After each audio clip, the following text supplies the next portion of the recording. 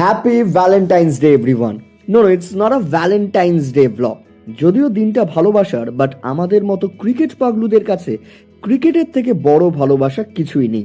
তাই ভালোবাসার দিনে আমরাও চললাম ক্রিকেটের মাঠে। তবে আজ তোমাদেরকে দেখাবো কিভাবে ঠিক হয় ক্রিকেটের মাঠে দুজন আম্পায়ারের মধ্যে কে কোন এন্ডে দাঁড়াবে। তবে সেটাতে যাওয়ার আগে একদম শুরু থেকে শুরু করছি।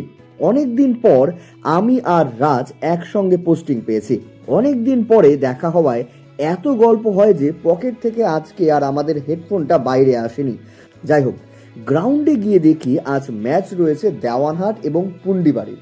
যদিও টিমটার নাম দেওয়ানহাট, কিন্তু বেশিরভাগ প্লেয়ারই আমাদের দিনহাটার। আচ্ছা, এবার আসি কে কোন দিকে দাঁড়াবে। একটা আম্পায়ারের দিক থেকে আম্পায়ারিং করে আরেকটা আম্পায়ারের দিক থেকে এটা ডিসাইড হয় কেমন করে? এটা ডিসাইড হয় আম্পায়ারদের একটা টসের মধ্যে দিয়ে। এই যে এক সাইডে ছোট, এক সাইডে বড় আছে, দুজন আম্পায়ারের মধ্যে যে লম্বা তার হচ্ছে এটা, যে ছোট তার হচ্ছে এটা ধরে নেওয়া হয়। এটাই আসবে।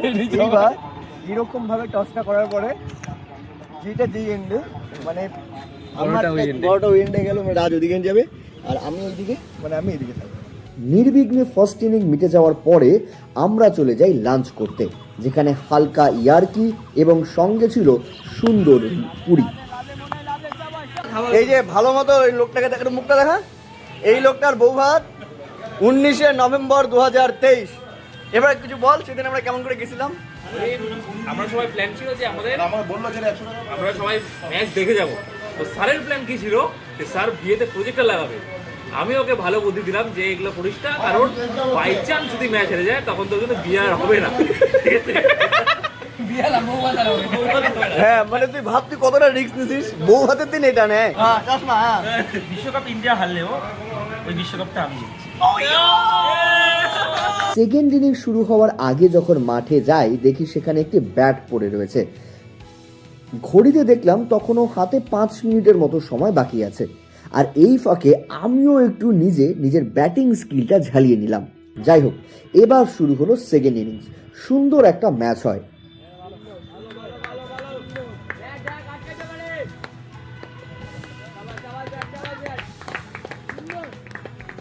ম্যাচ শেষে বাড়ি ফেরার আগে হুট করে ঠিক হয় হালকা একটু ঘুরে বাড়ি যাব।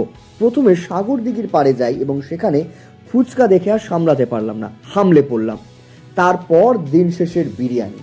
তবে বাড়ি ফেরার আগে আমরা শ্রদ্ধা জানাই পুলওয়ামায় শহীদ হওয়া সিআরপিএফ জওয়ানদের। গোটা বিশ্বের কাছে 14ই ফেব্রুয়ারি ভ্যালেন্টাইন্স ডে হলেও ভারতীয়দের কাছে এই দিনটি চিরকাল ব্ল্যাক ডে হিসেবেই বারবার ফিরে আসবে। ফেরার সময় যে সমস্ত প্লেয়াররা দিনহাটা থেকে খেলতে গিয়েছিল তাদের সঙ্গে একসঙ্গে মজা করতে করতে বাসে করে ফেরত আসি। তবে আজ এখানেই শেষ করছি। কাল আবার ম্যাচ রয়েছে তুফানগঞ্জে।